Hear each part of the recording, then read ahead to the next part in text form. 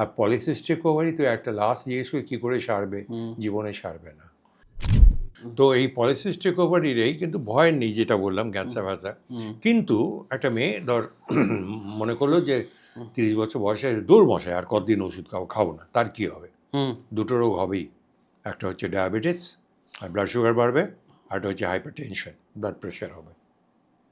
তাই নাকি? সে হয়তো ঠিক করলো আমি বিয়ে করবো না, আমার কি বাচ্চা হলো না হলো বয়ে গেল, কিন্তু এটা হবে, অতএব ওষুধ খেয়ে যেতে হবে। আর পলিসিস্টিক ওভারি তো একটা লাস্ট জিজ্ঞেস করে কী করে সারবে, জীবনে সারবে না।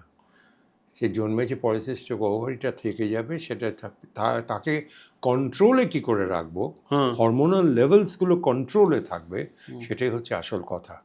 তাহলেই ঠিক থাকবে, সে কোনোই অসুবিধা হবে না, তার বাচ্চাও হবে, সবই হবে। তো polycystic ovary is very common now, it is very common, very extremely common, মানে ইয়াঙ্গার জেনারেশনের মধ্যে জানিস তো, আমরা ক্রমে এই পার্সেন্টেজটা বাড়ছে প্রত্যেক বছরে অল ওভার দ্য ওয়ার্ল্ড, যে এখন তো বলে 60% of a teenage girls are suffering from polycystic ovary.